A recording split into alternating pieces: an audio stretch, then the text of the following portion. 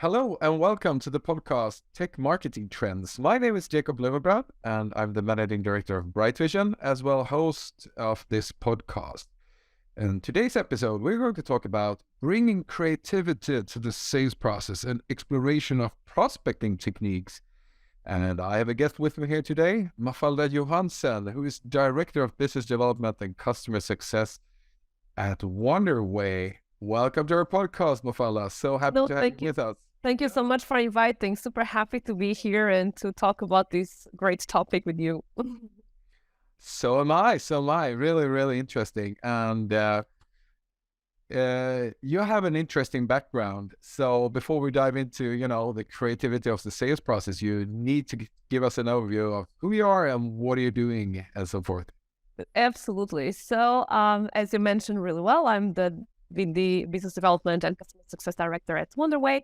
Wonderway, in a nutshell, is a startup in Berlin. We are a sales enablement platform for sales teams. So we deliver the right training to the right rep in order to drive revenue ultimately. And about me a bit. So I lived in different countries, in South Korea and the States. I'm from Portugal. I live in Germany. I've worked in sales most of my life, but also worked in operations, in tourism, in SaaS, still working in SaaS. I'm also very into arts and therefore the creativity topics. So when I was younger, I did music school, I did theater, I read a lot. I do the marketing on my free time of a music band. So I think, creativity is really a needed skill in business and in sales. And I think that's why we are here today. It is. And you're very passionate about, creativity in sales and marketing. So I'm so happy to talk with you about that. And could you give us, maybe we should start there and dive into this topic a little bit, which I think is really important because as everybody knows, there's a lot of the sea of sameness when it comes to sales and marketing messaging that we all meet every day on LinkedIn or, wherever we are and so forth. So how can incorporating creativity into the sales prospect, and especially when it comes to talking to new clients and prospecting techniques, help to differentiate your product or service? So basically, as I mentioned, right? So we sell sales enablement platform. So so our prospecting has to be impeccable as well, because it would give a really bad image if we don't know how to prospect and we are selling sales enablement too, right? And so for us, it's important that our prospecting is like top notch. And that's a way to also not only differentiate ourselves, cut through the noise, being able to book meetings, but also it's the image of our company and our solution. The way we do it, so before we go into getting creative at anything, you should be good at the thing first, right? So you can have great ideas to write the book, but first you need to learn how to write, how to do punctuation right, grammar, and all of that. And once you're really good at it, then you can start being creative. Same with music. You first learn how to play the guitar, and then you can create your music, right? And it's the same for sales. So it's really important to be creative because competition is fierce. There's a recession. We want to, also create this great image, but we can never forget the principles of sales before we go into that. So before we send a creative email, we should learn how to write a good email, how to understand the persona, your product, how do your product help your persona. And then once we understand that, we can start iterating. So it's really important to have the basics covered to then be creative about it. Creativity wise, so as I mentioned many times, it is a skill, right? So problem solving is part of creativity. So people who are really good at problem solving, they are creative. So we don't have to be in arts to be creative. And like anything in arts, the practice makes the perfect. And creativity, you can totally train that skill because it's not a magic theory like everyone thinks. It's like, oh, I was born creative, things happen in my head, and other people that they cannot come up with anything. But probably you trained that already, right? So if you play an instrument when you're younger, if you read a lot, if you do a lot of riddles, if you are unconsciously and directly training your creativity. And if you haven't done none of that, there are ways to train your creativity as you can train any skill. Yeah. So, yeah. Well, and why do you think we are so bad at training our creativity skills? Because I think most people have the notion that I'm not creative, or he or she is really creative, or so. But and how come we don't train our skills in sales and marketing more than we do? I think it's really lack of knowledge, to be honest. Is the myth that creativity we're born with it or not? I'm not saying that we are not born with certain talents as well. I was always more into literature than mathematics, right? So we are born as well with natural talents. What I mean is, there's a very famous sentence that's like, genius is 2% of talent, 98% of dedication, and I'm talking about this 98%, right? So I think people first are not aware that you can train creativity, therefore they don't, and they don't know how to train, or they think it's associated with arts, right? Mm-hmm. And I also, probably because I was training, musical instruments and theater and etc. I'm a very creative person, and when I tried to make my teams, I managed my business development team, and I was like, hey guys, you should do this, you should do that. And I was like, how does your brain work? And I'm like, I don't know. I have ideas that come to my brain. But that doesn't help anyone. It's like, if I tell my team, I don't know, I have things are in my brain. So I start investigating. I was like, no, must be a way that I can explain what's going on in my brain and transmit that to my team so they don't need me anymore to create things for them. So, and I started investigating, and I read a couple of good books. I can really recommend The Grammar of Fantasy from Gianni Rodari, which is an Italian author, and he used to write children's book.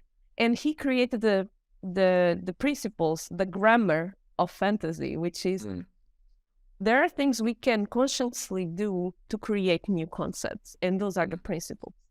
So I teach those principles to my team.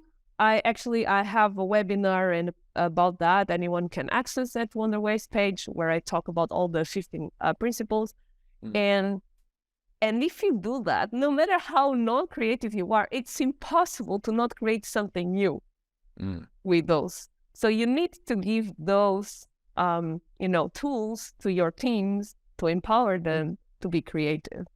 Wow. And then, like any other thing, languages, sports, you practice, you start with the basic, you practice, and eventually you will get there. But you need to give some, actionable insights that they can apply right away in a conscious way.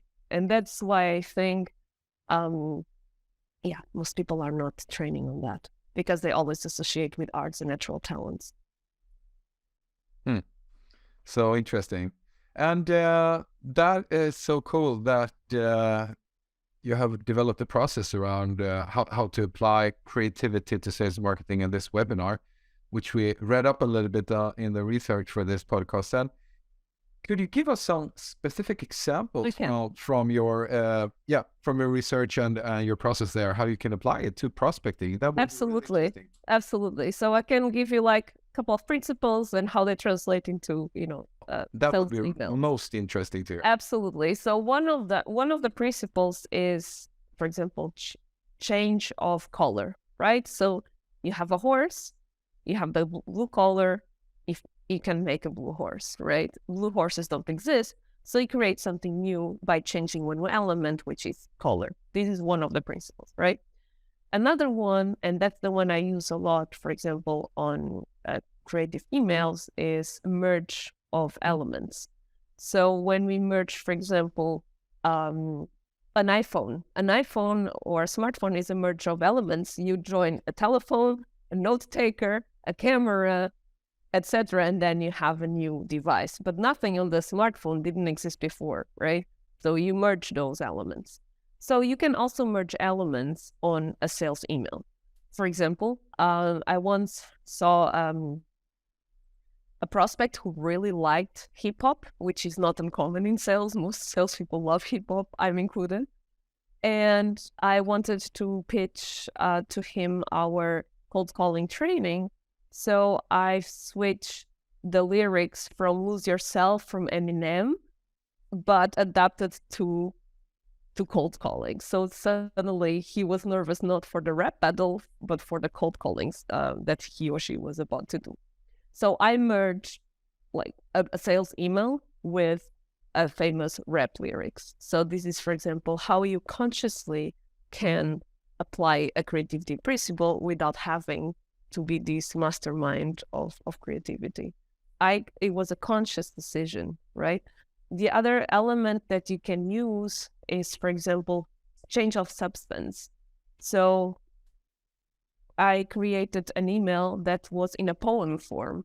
So poems, they have a certain form that's very different from emails, but I can write a poem with the content of a sales email. So that's another way that consciously I can use those principles to actually apply to sales.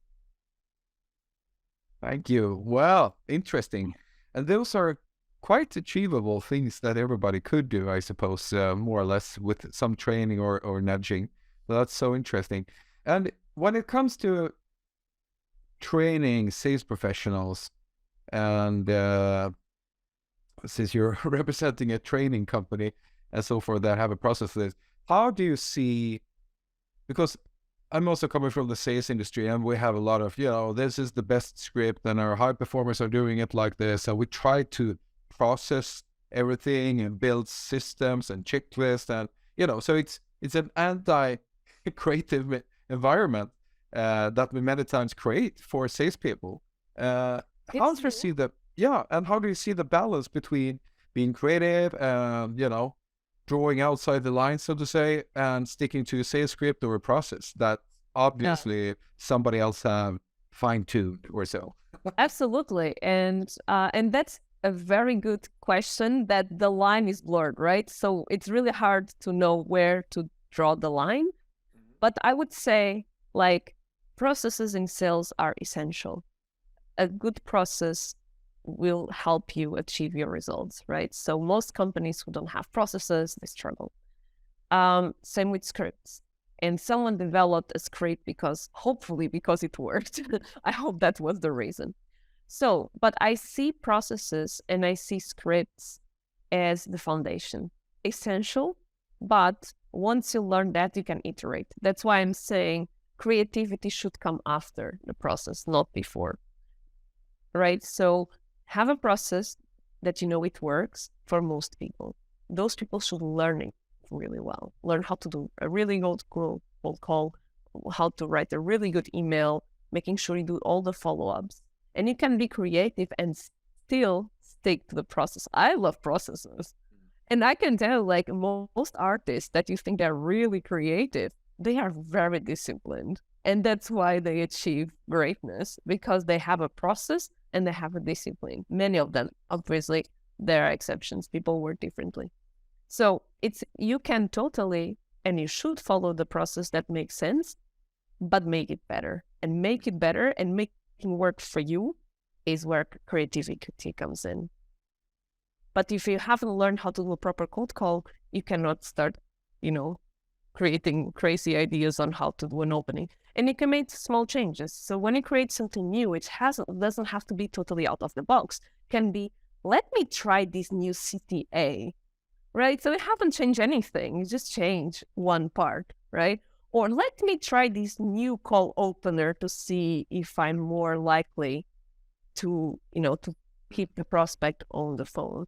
Or let me see if the next time I write a follow-up email, I put the actions first and then the summary after to see if, I can engage more. So you shouldn't, and you don't have to destroy the whole process. You can iterate and A/B test And I can tell you, many of my experiments failed, and that's fine. I learned with it, then I told my colleagues, don't do it. I've tried, been there, done that, didn't work. Yeah, that's great. Fantastic. And you work at Wonderway, a sales performance platform, as you told us, that aims to increase training revenue for companies per rep and so forth by sales training and so forth, as I understood it. How do you incorporate the aspect of creativity in your platform, where really structured and want training and blah blah blah and all that? How do you implement that on a scale, so to say? Absolutely, that's a very good question. Well, first, all the creative trainings I do are accessible in our library, so that's one of the ways. But also, our platform, and that's completely credit for the amazing product and design team we have, which I'm definitely not much involved besides giving them insights from my customers. But we have a platform that makes you practice what you've learned, right? And once again, as we talked for the last half an hour, creativity as a skill needs practice.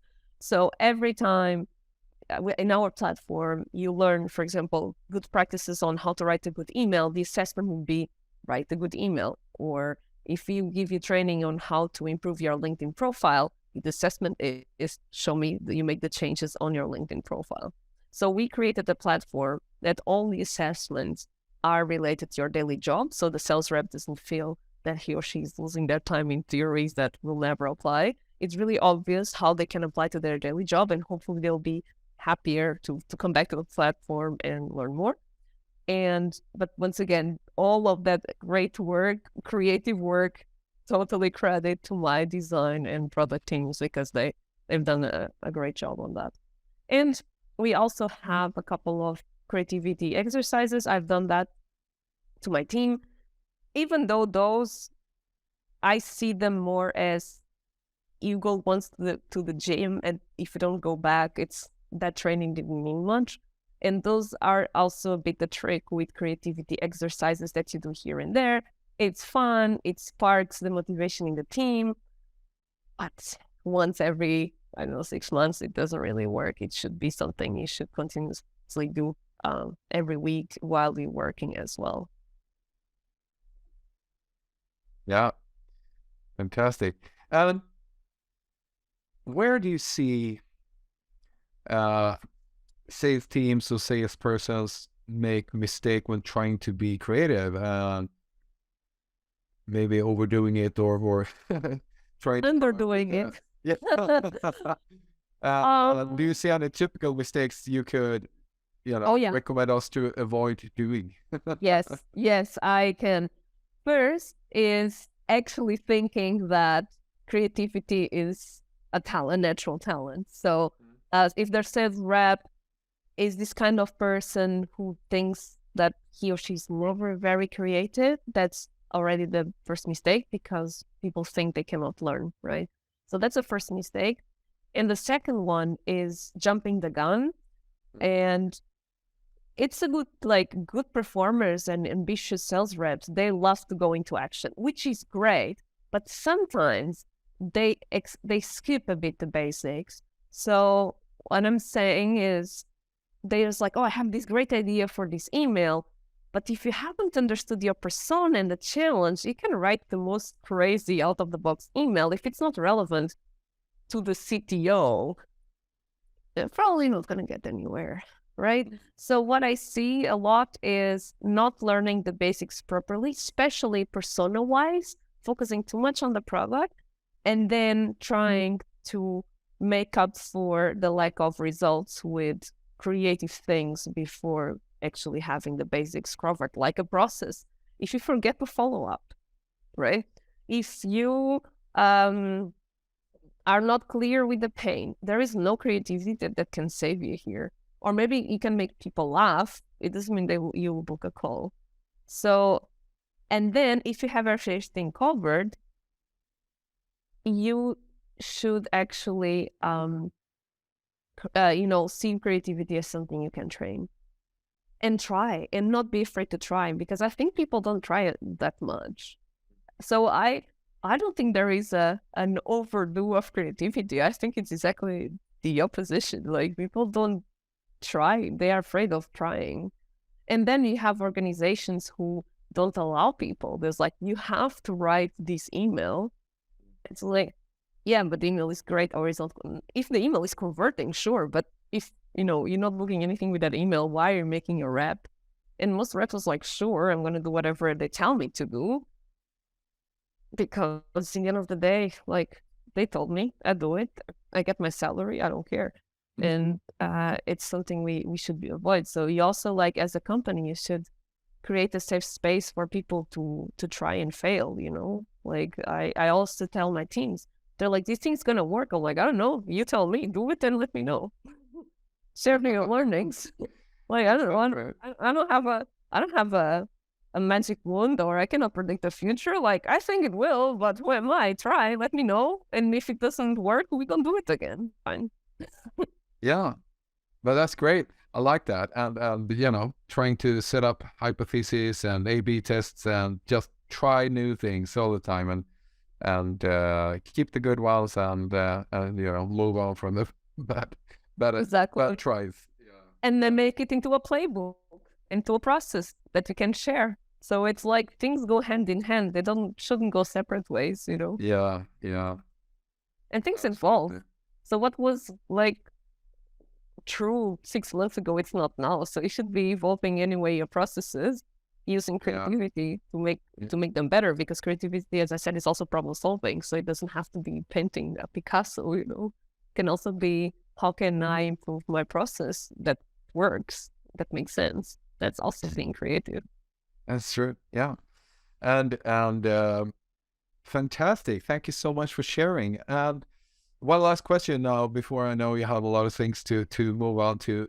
Where can we read up more about your content? Because I know you have a lot. You mentioned your webinars and other things you have written and so forth. So where do we find this?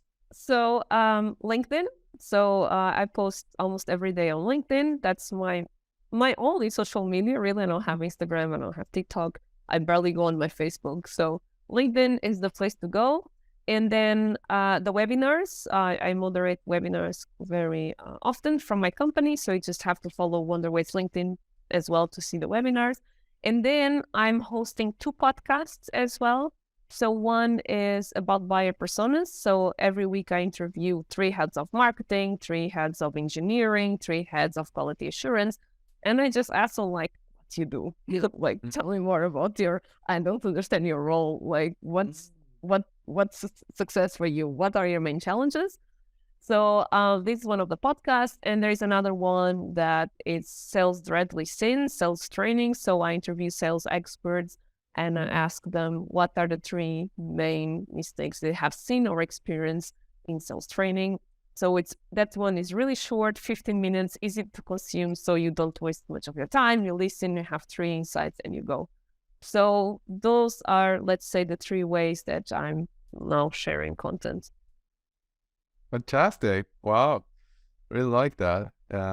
Need to go there and listen into your stuff and your podcast, of course. Happy to hear your feedback. Yeah. Well, thank you so much, Mafalda. Thank you so much. Pleasure to talk to you. And I'm so happy to hear your passion about creativity in the sales prospecting process.